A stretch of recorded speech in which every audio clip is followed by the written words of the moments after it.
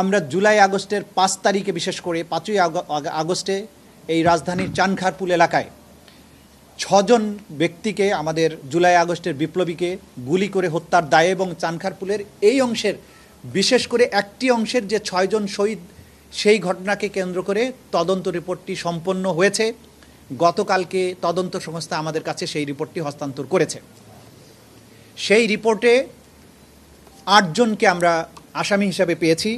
সেই 8 জন হচ্ছেন ডিএমপির সাবেক কমিশনার হাবিবুর রহমান, ডিএমপির সাবেক যুগ্ম কমিশনার সুদীপ কুমার চক্রবর্তী, শাহ আলম মোহাম্মদ আক্তারুল ইসলাম সাবেক ADC Ramna zone DMP, Mohammad Imrul সাবেক AC Ramna zone DMP, Arshad Hossain সাবেক পুলিশ পরিদর্শক অপারেশন শাহবাগ থানা, কনস্টেবল সুজন, কনস্টেবল ইমাজ হোসেন এবং কনস্টেবল নাসিরুল ইসলাম।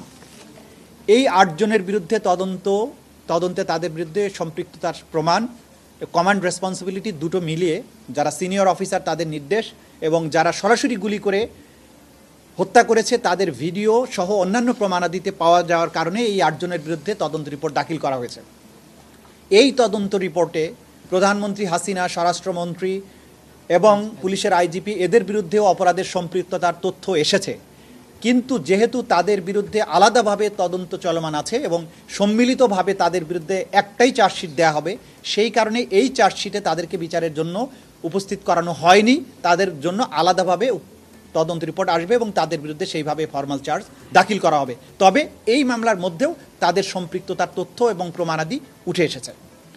এই তদন্তের জন্য আমাদের তদন্তের সময় লেগেছে 6 মাস 13 দিন, অর্থাৎ 195 দিনের মধ্যে এই তদন্ত কাজ সম্পন্ন হয়েছে। তদন্ত কমপ্লেন্ট রেজিস্টার নাম্বার 139/7/10/2024 এটা শুরু হয়েছিল এবং 20 তারিখ অর্থাৎ গতকালকে 20 এপ্রিল 2025 তারিখে এই তদন্ত রিপোর্ট আমাদের কাছে হস্তান্তর করা হয়েছে।